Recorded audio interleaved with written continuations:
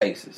So they changed some worker comp laws that wasn't in his favor. So he was like, okay, let's sell. And we was like, hell no. I'm like going to them. So I got to go through motherfuckers to find out what he say. Yeah, what we doing. You know what I'm saying? That was driving me nuts. Like, I need my own shit. Yeah, I need my own shit. So they was like, he wants to sell. So we started trying to find a buyer. So Norm Nixon used to play for the Lakers. My partner, my older cat, my OG, he knew him. So we trying to get him to invest. We jumping on planes to try to, but the window was so small. We sold after a year. And I doubled my money in a year, which was a great ass investment. You know what I'm saying? Great investment. But I didn't give a shit about that. Like, I literally at that age, I said, this is gonna make me rich, and I'm done with the dope game. Like, this is the reason why I was hustling. This is my way out. So the numbers, I had already worked the numbers out, so I'm looking at like, I'm at least gonna get 150 to 200,000 off of this 7%. Man, I was so mad. I never been so mad about a double up in my life. You know what I'm saying? If I got a sack and spent 15,000, and I made 30. I'm winning. I was like, niggas don't double. They like the odds of doubling your money. Like you might triple that shit on 20%. Yeah, it's crazy. You know what I'm saying? And one of the problems we was having was we was billing, but our sales, we had a small sales staff and they wasn't collecting. You know what I'm saying? What you mean they wasn't collecting? They wasn't going out and getting the. They would give people credit. It still happens in radio. True, it does. You know what I'm saying? Like what's crazy is they consider, like we've argued with the station about being promoters and being business owners. They won't bill a promoter. You know what I'm saying? I'm like, we're not a promoter at this point. I can show you all my tax ID. I can show you everything. We're business. Yeah, to throw it out there, I mean, we sometimes didn't hit close to 6 figures on radio in a year at our peak. You know what I'm saying? We real close to that number. So I'm like, we're a big player in your bottom line. You know what I'm saying? Like we've been close to chain company, Coca-Cola, like doing corporate numbers. I'm like, treat us like we corporate. So that's a whole nother story. But anyway, so we sold, you know what I'm saying? I was heated. So I'm like, back to selling more dope. It ain't enough. You know what I'm saying? Back on the block, back to selling more dope. So was the party still going on the you know what I'm saying? Of course. Man, so I'm going to tell you what happened. This is bringing Big Don. Like I said, it's a long ass story. I'm going to try to speed it up. But that's just me and Mike. And then Buddy was helping us. So when the station was gone, we had put so much energy into that brand that now when we doing parties, the motherfuckers are weak. You know what I'm saying? Because everything was 104. Like I learned a big lesson from that. We did parties for 2 or 3 months, and I'm like, God damn, we was the hottest thing. Like it was us. Okay, I just want to give y'all like that's summary. A lesson there. The summary, because you done gave a few lessons. I don't know if people's paying attention, but of course, one lesson is like just for that one right there. It's like always establish your own brand because you never know what's gonna pop off afterwards. You know, what I'm saying? We were still Southern Playalistic at that time. What was crazy? So that brand it was just Jamie and Mike for real. So I never really established that Southern Playalistic. I mean Productions. I never really established that brand. It was really Jamie and Mike. Jamie and Mike's doing something. So when we pushed that to 104, when we doing something now, we like, man, we sitting there. I remember we did a party at Telemade. We sitting there, I'm like, what the fuck? Telemade is what now?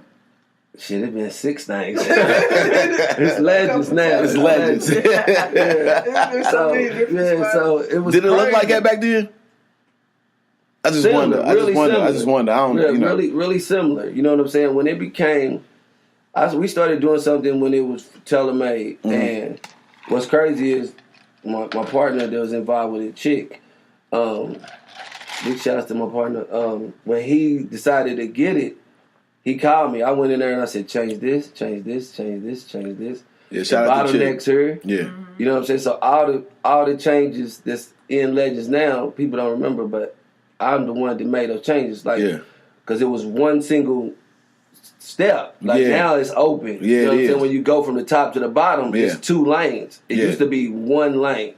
So then by the bar and the dance floor, it was tight right there. Open that up. Then when you go by the bathroom, open that up. So all the bottleneck places, I've been doing the club for 15 years. At that point, I'm like, open this up. Because it's more. I was there Monday, man. It flows better back then when it used to. It used to be Congested right there. Congested in 3 spots. You might get into a fight right there. So it was congested in 3 spots. So anyway, so we was like, okay, fuck it. We'll just make money off doing shows. So, I mean, we did some big shows. Like, people don't know, like, we had a percentage of the Hard Knock Life tour when it came on Derby on that Sunday. I was in that moment. Where it was the Jay-Z. I got a crazy story about that. But Jay-Z, DMX, Redman, Method Man. We did that show, Derby Sunday. I was in that motherfucker as a kid. Man, and I'm gonna tell you. So I would jump all over the place. I'm gonna tell you a crazy story about that. Okay. The year before, on that Sunday, in the Louisville Gardens was supposed to be A-Ball MJG, Scarface, Classic, Mystical, and Mia X. Okay. Well, something happens with the people I'm dealing with, and the only person that shows up is Scarface. Damn. So, and the show sold out. Like, Gardens hold 6,500 people. That was the very first Sunday show, Derby. Sold out. I wasn't involved with that when I helped with it. It made a shitload of money. Yeah. So, the next year, we got a chance to do the Hard Knock Life tour. So, I'm in on the Hard Knock Life tour. I got like 15-20% of the show. Okay. The police from the year before get mad, block off all the streets to get to the show. The show does about 5,200. Breaks even.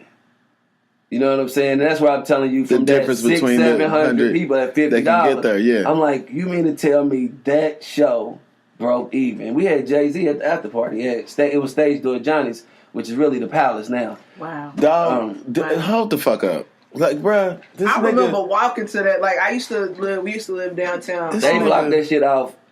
Like, you couldn't drive down there. It was a 2-block radius. Yeah. And they started telling people the show was sold out. And people thought the show was sold out. And the show wasn't. So I missed and then you got to think, the year before, nobody shows up. So nobody got to get paid. So the only person getting paid is Scarface and Face Mob. That's it. Yeah. And it sells out.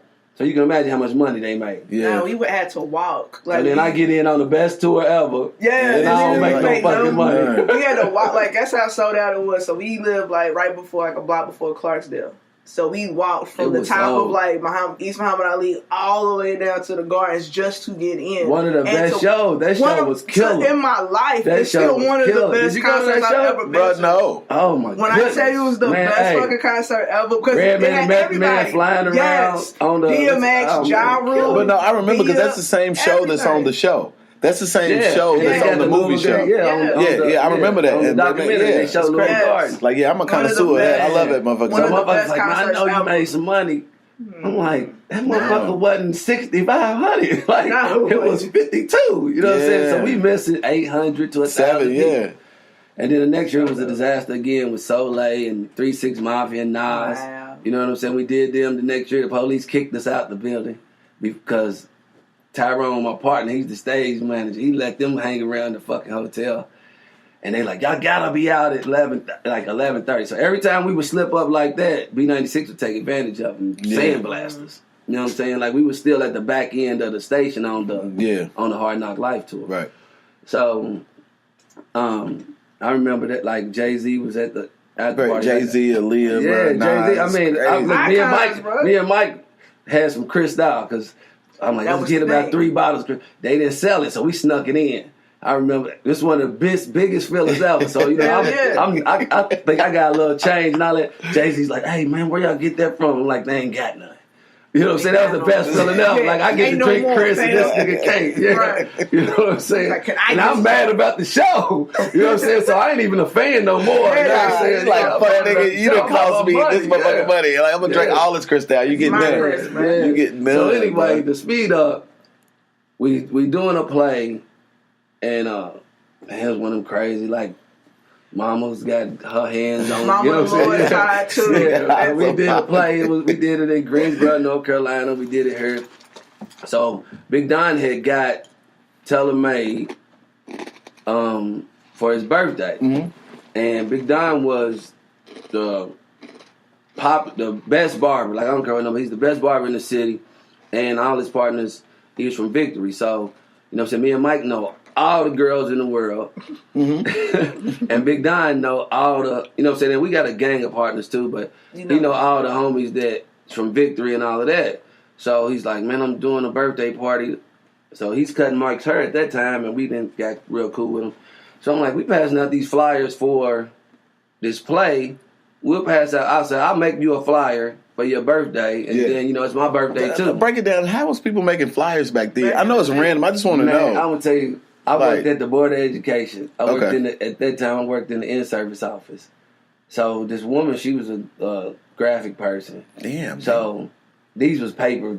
I'm at work typing my flyer, then sneaking, making 4-up, and she showed me how to 4-up, and I'm cutting out the flyers with scissors. You know what I'm saying? Like, so I'm printing off the flyers at work, and that's what I like to tell my son. He want to be involved with music, and he wants to be told, no, nigga, get a job and then do all your shit on your lunch break. Whenever you get a chance, sell your music at work. You don't even know how much shit I get done, do both. Like, most of the time, I worked damn near the entire time. I still had a job. Mm-hmm.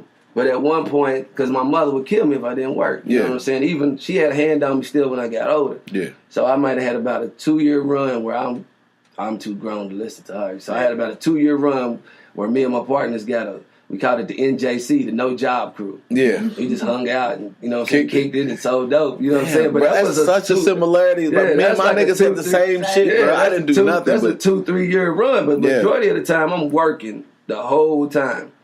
And because I got great parents. You know what I'm saying?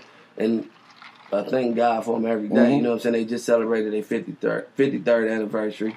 You know what I'm saying? And shout out to Mom Pops. Yeah, I'm the youngest, so they up there in age. You know what I'm saying?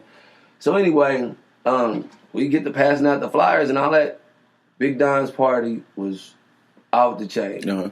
Off the chain. So now that light bulb flashes again. Same light bulb that flashed when Mike's party happened. Yeah. Mm-hmm. I tell anybody, here I'm giving you some advice. I tell anybody that wants to be a promoter, have your first party on your birthday. You can force people's hands. You know what I'm saying? If it's your birthday, you better show up to my damn party. Force people's hands. If you want to be a promoter, start on your birthday. Lying. So that's Mike's birthday that started one company. Big Don and my birthday starts the next company. And so I was like, how much money did you make, Don? He was like, no, I ain't make nothing. Bimbo took all the money. I said, what? He said, yeah, Big Bimbo, I just rented the place. I said, so you paid him. And that time, Telemay was going downhill. Mm-hmm. I said, oh, yeah, we got to go see him. Like, everybody was scared of Bimbo back then, the owner of Telemay. So me and Mike seen him. He cussed us out, talked crazy to us. We was like, man, just let us start doing part. Everybody was wondering, like, how do y'all be getting that motherfucker? Because he wouldn't let nobody get it. And at that time, parties cost $5. We was the first ones to start charging 10. Yeah. You know what I'm saying? And that was Mike doing. He's like, we don't charge people $10. I'm like, man, ain't paying no damn $10. Yeah. Bimbo had a picture of himself that said, $5, please, on the wall. With his hand. I don't know. That's just some ill shit. Yeah, so, anyway, so that's where Big Don MJ Entertainment came from. You know what I'm saying? Like, I said, man, you got these people that come to the barbershop every day. We got all these people. Fuck it, let's do it. It was on cracking.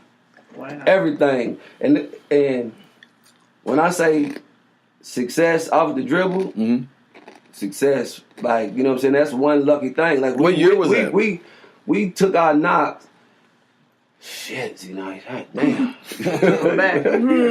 Let me see. 90. Man, it had to be 7 or 8? 96, 95. Right after the Freaknik. So we moving in from the Southern Playalistic shit into the Big Don MJ Entertainment stuff. Uh-huh. So we luckily knew how to take advantage of failing clubs. So the Elks is going down. Uh-huh. Telemay is going down. So we rotating parties from Newburgh to the West. Yeah. So every other week. And then the Good Timers was doing Utopia. Like, a lot of people don't realize that. Because their 20th is coming up, too. Yeah, so it's still all around the same. Yeah, we all around in the same time. So they doing Utopias. They starting from the ground. Like, they doing 200 people, Jamaica shit and all that. You know, of course, we was hood niggas, so we didn't really fuck with that. Like, so they growing, we growing around the same time. So my idea was, take this shit from the clubs and make it a promoter city. Mm-hmm. So we did the opposite of Good Timers. So if Good Timers was first and third, we was second and fourth. So they moved from Utopias to headliners, and we working the shit. So then Velvet Rose falls off. Oh shit! Now we got another notch in our belt. Yeah, we gonna touch everybody. Yeah, West End, Rose, Newburgh, East End. Shit, I don't give a fuck. We had a run that could.